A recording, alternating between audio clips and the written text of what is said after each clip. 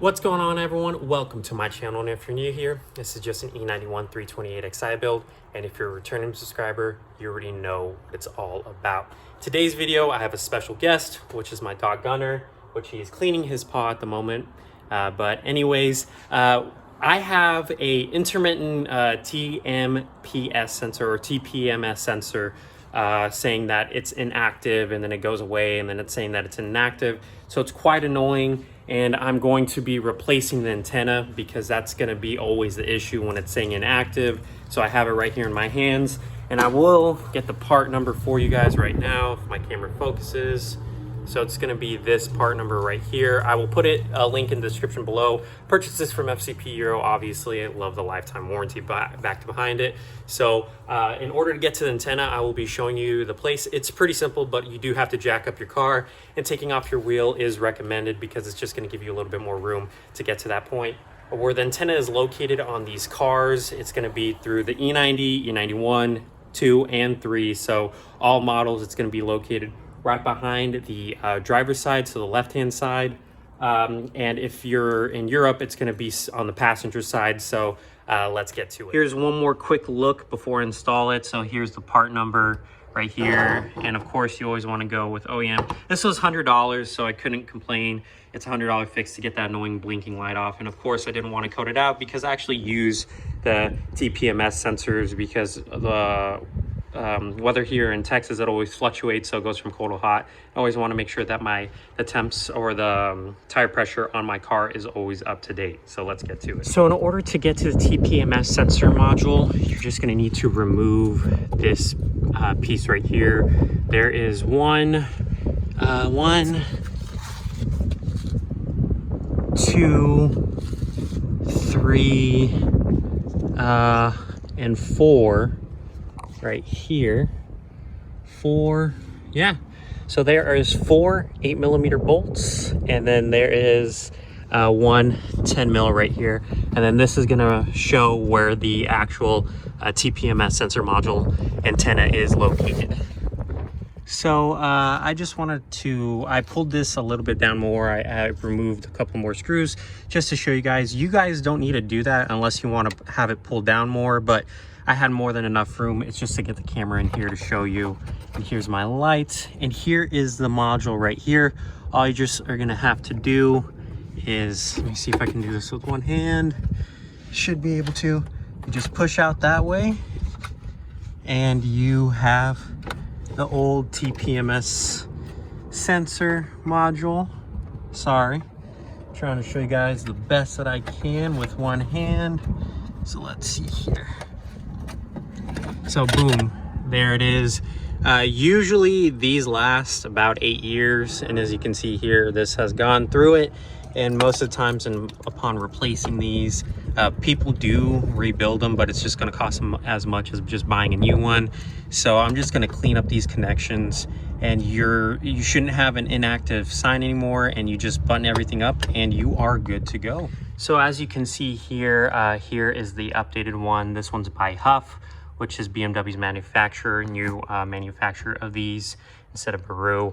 Like in my car, my TMPS sensors that I do have in mine, they are Huff, so everything's matching up. And here is the old part number, and you can see the build date right here of 9/20 of 07. And then this one is 4/21 of 21. So this is a brand spanking new unit, and this is gonna turn off that inactive light. I will put the code description that I had in my car, and the inactive, but of course it's not blinking right now, and it's intermittently blinking and saying inactive. Then it works, then it doesn't work. So this is just a sign of the new module going out. And of course, here is the new updated part number compared to the old part number. So let's throw it in. And since I have everything off, I'm just gonna let it hang there. It's not gonna do much issues. I'm just gonna go into my car and verify that everything's okay before you button everything up. So you always just wanna verify. So let's see here. Hopefully we don't get any blinking.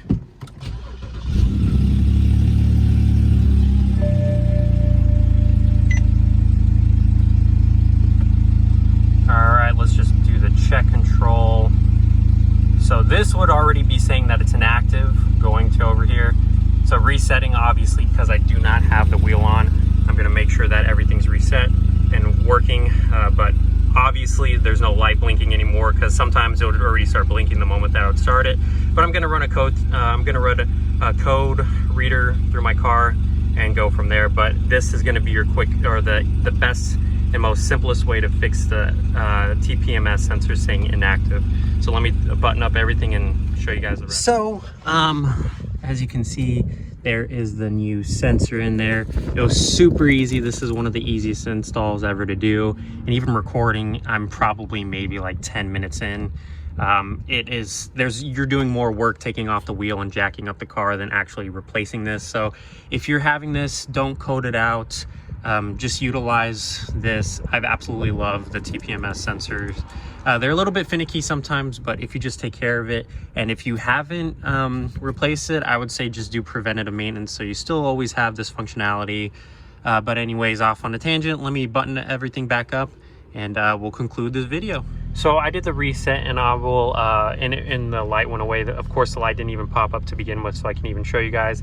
The code reader shows nothing on there, so we're good to go on this. But in order to get to the tire reset, you just click on the BC, or actually up on the analog stick, I believe. Yep, up on the analog stick.